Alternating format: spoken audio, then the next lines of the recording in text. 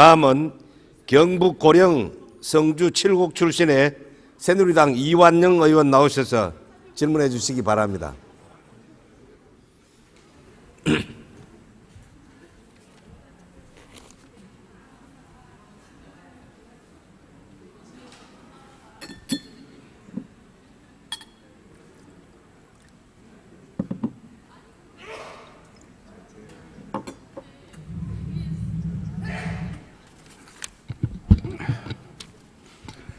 존경하는 국민 여러분, 정가변 부의장님과 선배 동료 의원 여러분, 경북 칠곡 성주 고령 이완영 의원입니다. 오늘 19대 국회 마지막 대정부 질의는 박근혜 정부의 성공과 대한민국의 부강한 미래, 그리고 우리 19대 국회의 성공을 위해 매우 중요한 시간입니다. 그러나 저는 침통한 마음으로 이 자리에 섰습니다. 국회가 바로 서야 합니다. 정부가 국민을 위해 일하려 해도 사사건건 발목을 잡고 법안 처리도 미루고 있습니다. 특히 제1야당의 대표가 국회 안에서 대화와 타협을 벌이고 외국인 관광객이 많이 찾고 있는 광화문 광장에서 피켓 시위를 하는 모습을 보면서 정치인의 한 사람으로서 부끄럽고 자괴감을 느낍니다. 민주화의 화신, 본의원이 존경하는 만델라 대통령은 그 어떤 개인이나 분파 단체도 국민의 공익보다 위에 있을 수는 없다고 설파를 하셨습니다. 우리 국회의원 모두 깊이 새겨야 할 것입니다. 국정교과서에 담을 내용도 보기 전에 친일 교과서라고 호도하는 것을 보면 국민을 무시하는 거 아닙니까?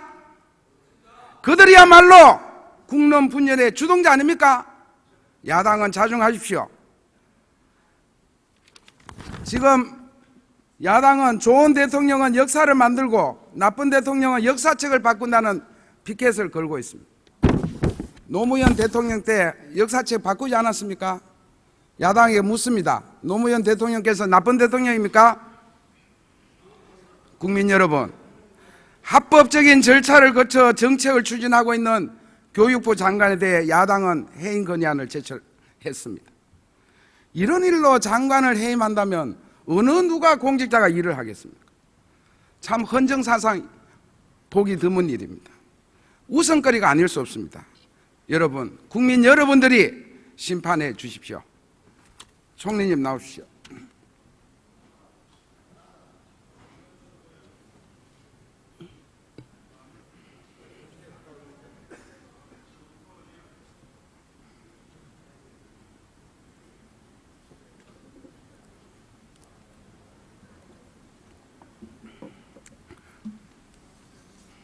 문재인 대표는 박근혜 대통령은 당적을 정리해달라. 지금 대통령은 민주주의와 경제를 파탄해면서 실패한 전임 대통령의 전철을 밟고 있다. 막말했습니다. 정치적 코미디 아닙니까? 지금 제가 문재인 대표 보고 야당 대표를 그만두고 탈당하라면 코미디입니까? 대통령께서는 경제를 살리고 민생 안정을 위해서 최선을 다하고 계신 것으로 알고 있습니다. 대통령의 당적은 책임 정치를 위해 당연히 갖고 있어야 한다고 봅니다. 총리님 견해는 어떻습니까? 여러 가능성이 있겠지만은 가장 정상적인 것이 좋은 것이다, 이런 생각을 가지고 있습니다. 예, 늘 야당의 탈당, 분당 그 중심에는 문재인 대표가 있었습니다. 2002년 민주당에서 열린우리당, 대통합민주신당, 민주통합당, 새정치민주연합을 창당하고 금년도 재보선에 이르기까지 늘 탈당 분당 사태를 맡고 있는 중심에 있었습니다. 제가 문재인 대표의 아들은 요즘 젊은이들 표현에 빌리면 금수저를 물고 태어난 거 아닌가 하는 지적을 해보겠습니다. 문 대표가 노무현 대통령 청와대 근무 시절 한국고용정보원의 일반직 5급으로 특채됐습니다. 내용을 제가 알아보니까 채용 공고도 매우 기술적으로 호도를 했을 뿐만 아니라 채용 기간은 단 6일이었습니다. 응시했던 사람이 단 이 사람 한 사람뿐입니다. 이 100만 명이 넘는 우리 청년 실업자가 어떻게 원서를 한 사람만 냈겠습니까? 채용되고 나서 이 문재인의 아들은 동아방송예술대학교 교수님 한동준 교수입니다. 프로그램을 제대로 된 걸 한 번도 만들어 본 적이 없는 사람이 제작을 한 것이라고 평가를 했습니다. 총리, 어떻게 생각하십니까? 이 채용 과정에 대해서 한번 감사해 본 적 있습니까? 감사를 해보진 않았습니다만 지금 그 자세한 내용은 제가 파악하지 못하고 있기 때문에 필요하면 좀 알아보겠습니다. 감사를 좀 해주실 것을 부탁을 드립니다. 자, 또 제가 한 가지 또 사례를 말씀드려요. 2008년 문재인 대표는 양산시의 매곡동 별장을 불법인 줄 알면서 매입을 하게 됩니다. 양산시는 이행 강제금을 부과합니다. 이렇게 얘기하셨습니다. 건축사무소에서 이행 강제금이 너무 많이 든다. 건축사무소에서 이것을 불법이니까 합법적으로 만들자라고 제안을 하는데 우리 문재인 대표께서는 이행 강제금이 너무 많이 든다. 나는 앞으로 정치할 생각이 전혀 없다. 불법 상태로 그대로 두라. 이렇게 지시를 한 사실이 있습니다. 지금도 양산 자택은 아직도 사랑채의 처마가 하천 경계를 침범하는 불법 상태입니다. 자, 현재도 이렇게 불법 상태인데 이 양산시청에서는 철거 공문을 보냈지만 행정심판을 제기하고 행정심판이 기각되자 소송까지 이렇게 부산, 그것도 법무부인 부산입니다. 저는 이 사실을 보면서 참 힘있는 사람이 할 수 있는 일이구나 하는 생각을 들었습니다. 대한민국 공권력에 압력을 행사하고 법률을 무시한 처사다. 아직도 불법입니다. 이것을 법원에서도 합법화해 준 게 아니라 철거하는 거 비용이 너무 많기 때문에 이대로 두는 겁니다.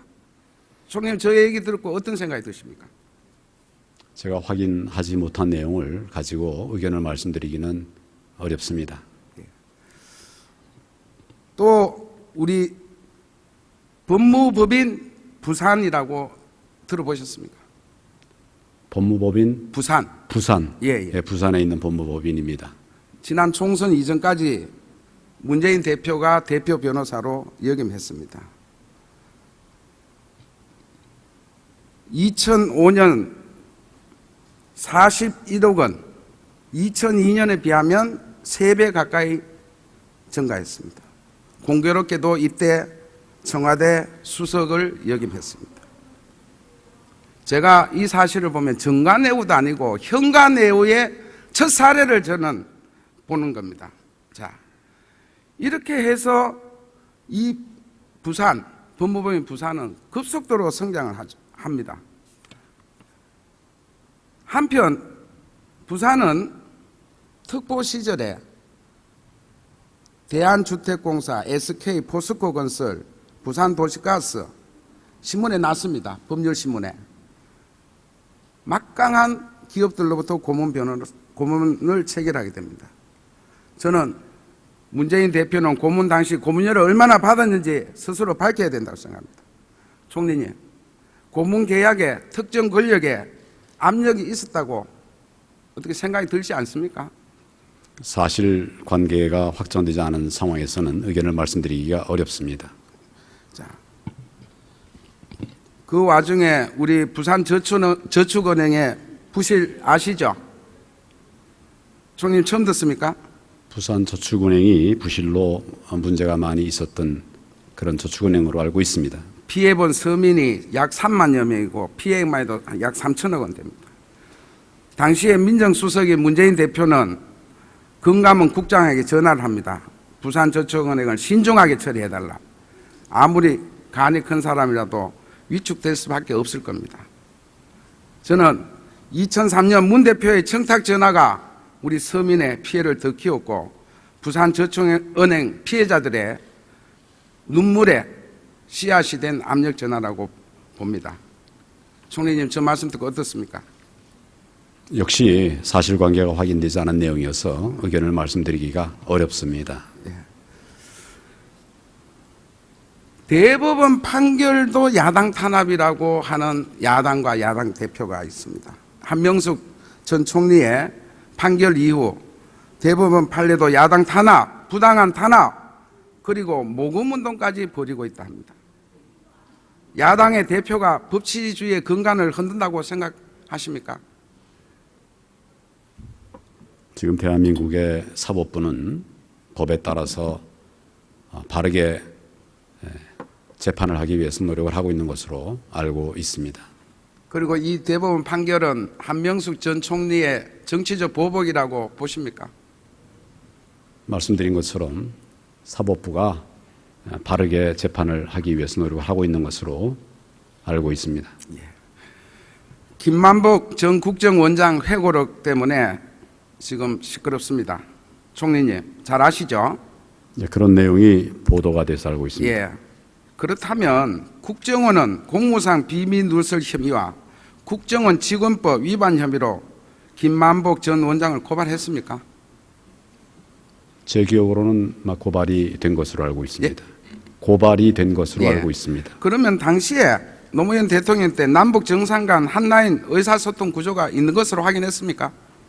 지금 검찰에서 제 기억으로는 수사 의뢰가 있어서 자료를 검토하고 있는 것으로 그렇게 알고 있습니다. 그 진행 결과를 보면서 허위사실 유포죄도 포함될 수 있는 여지도 있겠죠? 검찰에서 필요한 부분들에 대한 수사를 진행할 것으로 알고 있습니다. 예, 알겠습니다. 통일부 장관님.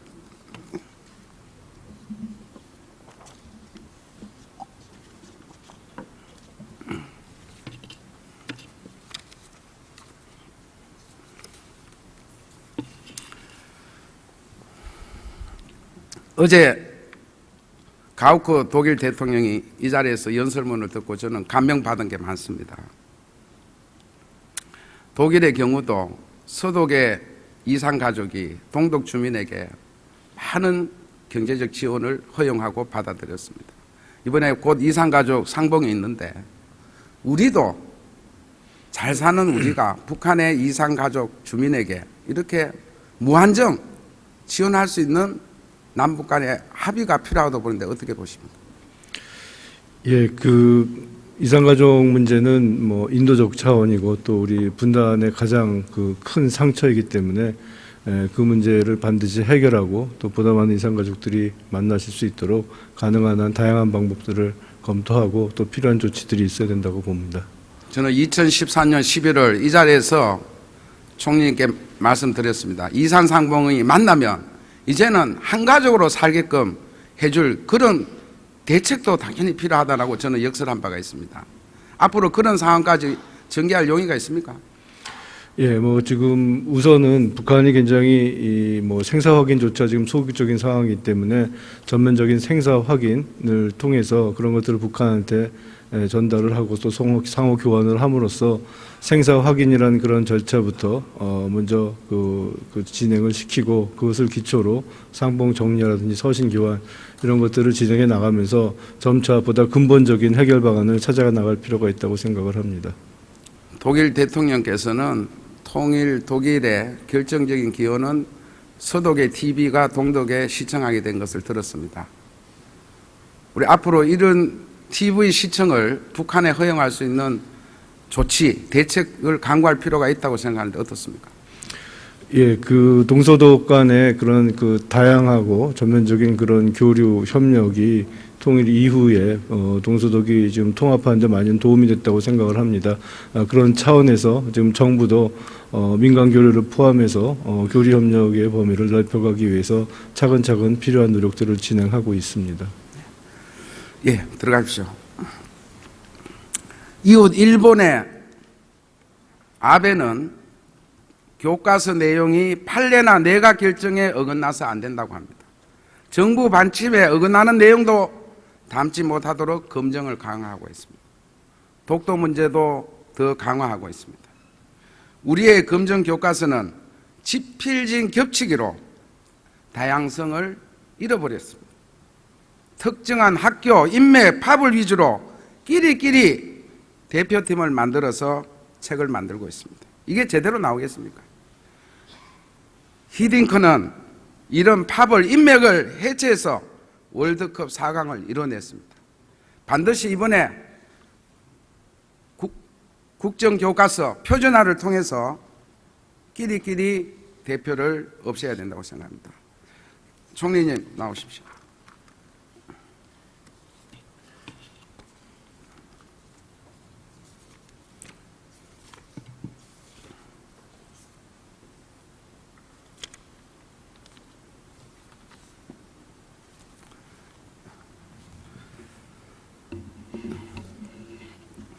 (17년) 만에 노사정 대타협이 우리 국민들에게 희망을 줬다고 생각하는데 어떻게 생각하십니까?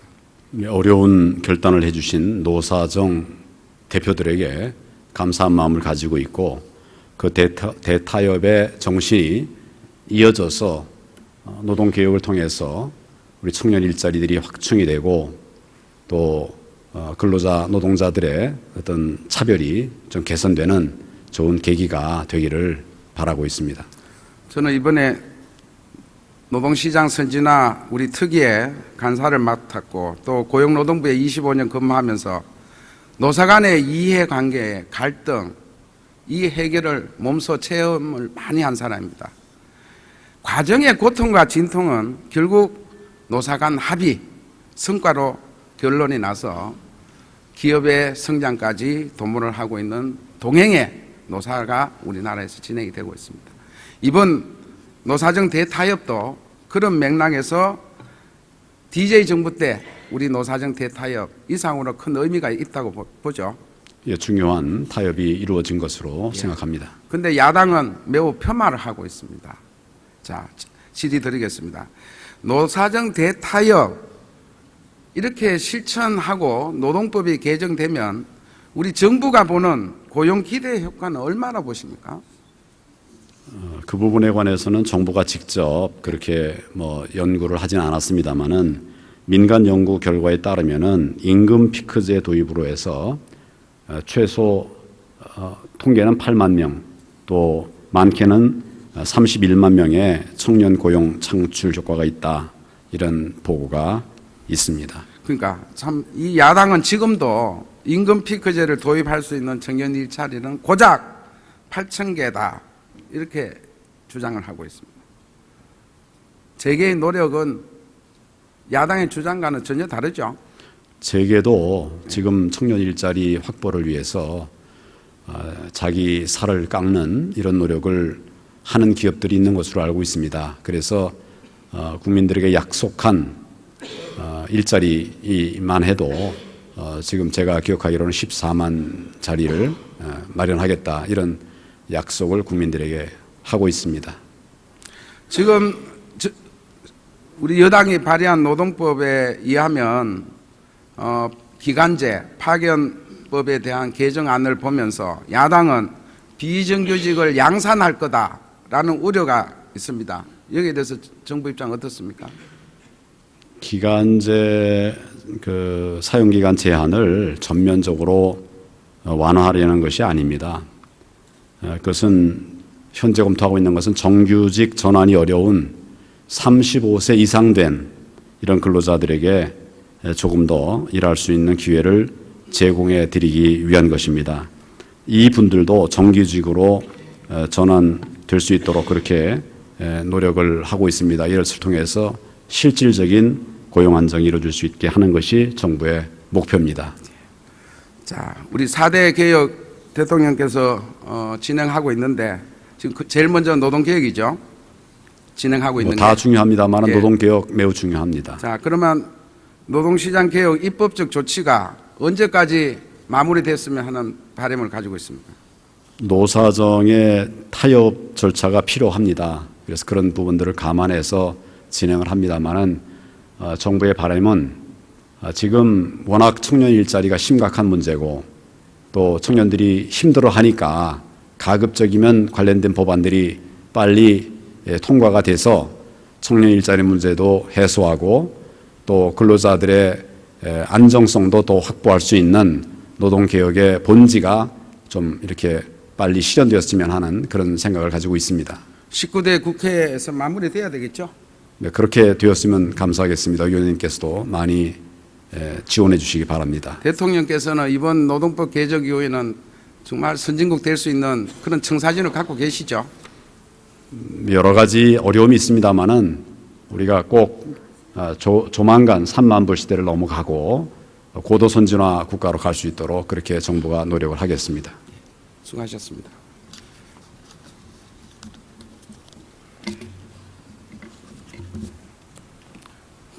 존경하는 국민 여러분, 정치권에서 허위사실 유포와 폭로식 정치 아니면 말고식의 정치로 그동안 정치권이 국민들로부터 외면당하고 불신당해왔다는 것은 삼척동자도 다 알고 있습니다. 앞으로 저는 10년 아니 5년 이내에 통일이 될 것이라 믿는 사람입니다. 찌든 가난을 이겨낸 산업화의 선구자 박정희 대통령의 위협을 우리 후손은 절반의 광복을 넘어서 통일 대한민국을 이룩해야 하는 과제를 안고 있습니다. 통일은 대박이다라고 말씀하신 박근혜 대통령이야말로 통일 대통령으로 길이 남도록 저는 앞장서겠습니다. 노동시장 개혁을 입법을 잘 마무리 짓고 우리가 9년간 답보 상태에 있는 국민소득 2만 불 시대를 넘어 3만 불 선진국으로 나아가기 위해서 우리 야당의 협조, 우리 정치권의 개혁은 반드시 필요하다고 봅니다. 경청해 주셔서 고맙습니다. 감사합니다.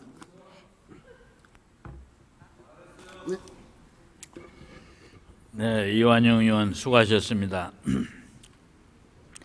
다음은